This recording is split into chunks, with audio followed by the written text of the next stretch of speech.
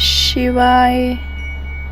आज हम पढ़ेंगे विदेश्वर संहिता के बारे में, जिसमें प्रयाग में सूत जी से मुनियों का तुरंत पापनाश करने वाले साधन के विषय में प्रश्न। आदंत मंगलम जात समान भाव मार्यम तमीशम जरामम मरम्मातम देवम पंचानन परबलम पंचविनोदशीलम संभाव्य मनसी संगरमाम्बी केशम। ओम नमः शिवाय। तो आइए शुरू करते हैं। जो आदि और अंत में तथा मध्य में भी नित्य मंगलमय है, जिनकी समानता अथवा तुलना कहीं भी नहीं है, जो आत्मा के स्वरूप को प्रकाशित करने वाले देवता परमात्मा हैं, जिनके 5 मुख हैं और जो खेल ही खेल में अनायास जगत की रचना, पालन और संहार तथा अनुग्रह एवं तिरोभाव रूप 5 प्रबल क्रम करते रहते हैं, उन सर्वश्रेष्ठ अजर अमर ईश्वर अंबिकापति भगवान शंकर का मैं मन ही मन चिंतन करता हूँ। व्यास जी कहते हैं, जो धर्म का महान क्षेत्र है और जहाँ गंगा यमुना का संगम हुआ है, उस परम पुण्यमय प्रयाग में जो ब्रह्मलोक का मार्ग है, सत्यव्रत में तत्पर रहने वाले महातेजस्वी महाभाग महात्मा जी मुनियों ने एक विशाल ज्ञान यज्ञ का आयोजन किया। उस ज्ञान यज्ञ का समाचार सुनकर पौराणिक शिरोमणि व्यास शिष्य महामुनि सूत जी वहां मुनियों का दर्शन करने के लिए आए। सूत जी को आते देख वे सब मुनि उस समय हर्ष से खिल उठे और अत्यंत प्रसन्नचित्त से उन्होंने उसका विधिवत स्वागत सत्कार किया। तत्पश्चात उन प्रसन्न महात्माओं ने उनकी विधिवत स्तुति करके विनयपूर्वक हाथ जोड़कर उनसे इस प्रकार कहा। सर्वज्ञ विद्वान रोमहर्षण जी, आपका भाग्य बड़ा भारी है। इसी से आपने व्यास जी के मुख से अपनी प्रसन्नता के लिए संपूर्ण पुराण विद्या प्राप्त की, इसलिए आप आश्चर्य स्वरूप कथाओं के भंडार हैं। ठीक उसी तरह जैसे रत्नाकर समुंदर बड़े बड़े सारभूत रत्नों का आगार है, तीनों लोकों में भूत वर्तमान और भविष्य और भी जो कोई वस्तु है वह आपसे अज्ञात नहीं है। आप हमारे सौभाग्य से इस यज्ञ का दर्शन करने के लिए यहाँ पधारे गए हैं और इस व्याज से हमारा कुछ कल्याण करने वाले हैं, क्योंकि आपका आगमन निरर्थक नहीं हो सकता। हमने पहले भी आपसे शुभाशुभ तत्व का पूरा वर्णन सुना है, किंतु उससे तृप्ति नहीं होती। हम उसे सुनने की बारंबार इच्छा होती है।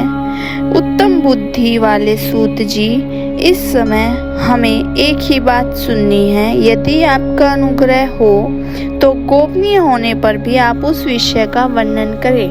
घोर कलयुग आने पर मनुष्य पुण्य कर्म से दूर रहेंगे, दुराचार में फंस जाएंगे और सबके सब सत्य भाषण से मुंह फेर लेंगे, दूसरों की निंदा में तत्पर होंगे, पराय धन को हड़प लेने की इच्छा करेंगे, उनका मन पराई स्त्रियों में आसक्त होगा तथा वे दूसरे प्राणियों की हिंसा किया करेंगे।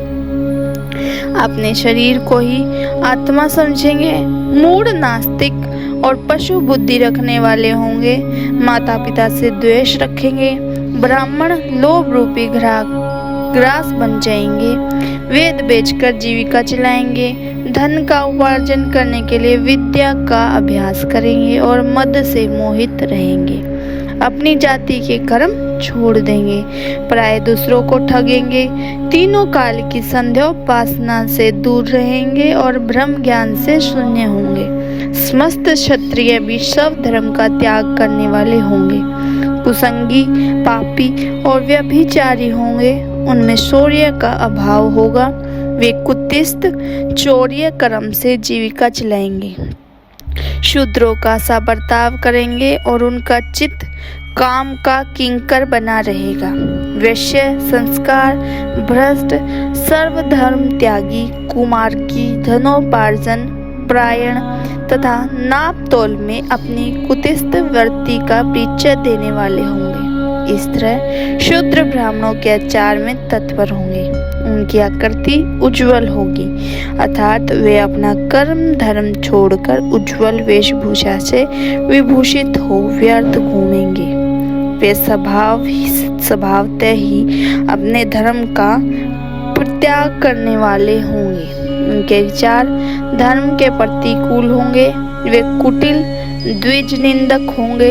यदि धनी हुए तो कुकर्म में लग जाएंगे, विद्वान हुए तो वाद विवाद करने वाले होंगे। अपने को कुलीन मानकर चारों वर्णों के साथ वैवाहिक संबंध स्थापित करेंगे। समस्त वर्णों को अपने संपर्क से भ्रष्ट करेंगे। वे लोग अपनी अधिकार सीमा से बाहर जाकर द्विजोचित सत्कर्मों का अनुष्ठान करने वाले होंगे। कलयुग की स्त्रियां प्राय सदाचार से भ्रष्ट और पति का अपमान करने वाली होंगी। सास ससुर से द्रोह करेंगी, किसी से भय नहीं मानेंगी, मलिन भोजन करेंगी, कुत्सित हाव भाव से तत्पर होंगी।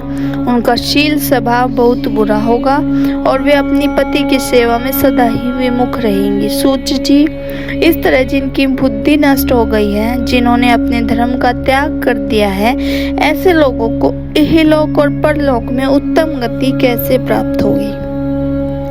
इसी चिंता में हमारा मन सदा व्याकुल रहता है। परोपकार के समान दूसरा कोई धर्म नहीं है।